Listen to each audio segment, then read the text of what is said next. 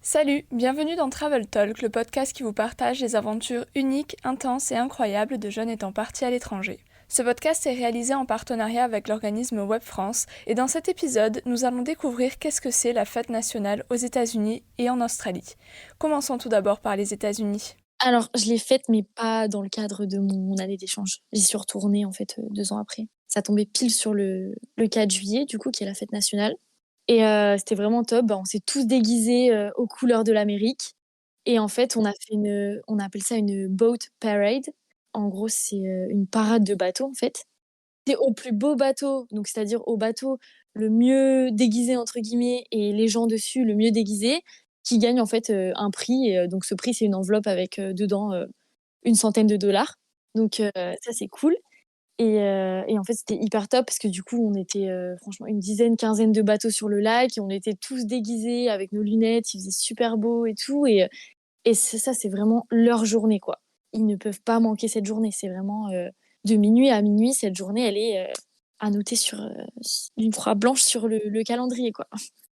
Je partais 2 jours après d'ailleurs. Et c'est pour ça que j'avais réussi à décaler ma date de départ parce que je voulais vraiment le faire. Et du coup, et ça, on l'a fêté en plusieurs jours pour le coup.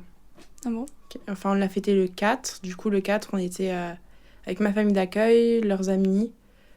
Et on est parti du coup faire une journée autour d'un lac tous ensemble, barbecue, tout ce qu'il faut. Et ensuite, on était parti sur un terrain qui était un peu plus privé. Encore une fois, barbecue, boisson, et à la fin, ils avaient acheté des feux d'artifice. D'accord. Et on les a fait... on les a allumés. C'était fun. C'était fun. Et la veille, on avait déjà fait un autre petit truc avec des amis. Parce qu'en fait, au final, ma mère d'accueil, au final, était souvent avec son copain. Ouais. Et du coup, le 4 juillet, on était avec son copain et les amis de son copain. Et la veille, on l'avait fait déjà avec ses amis à elle.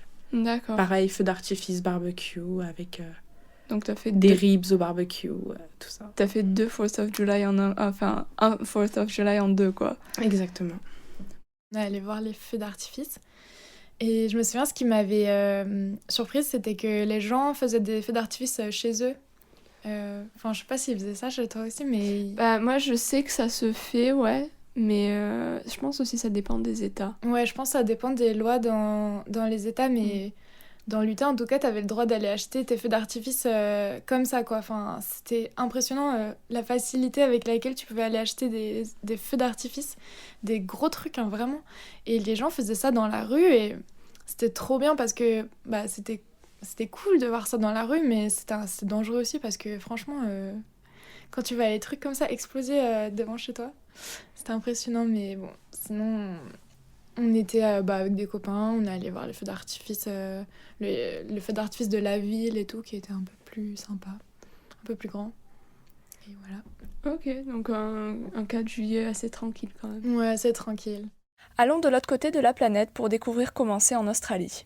Bah, du coup, c'était le 26 janvier. Ouais.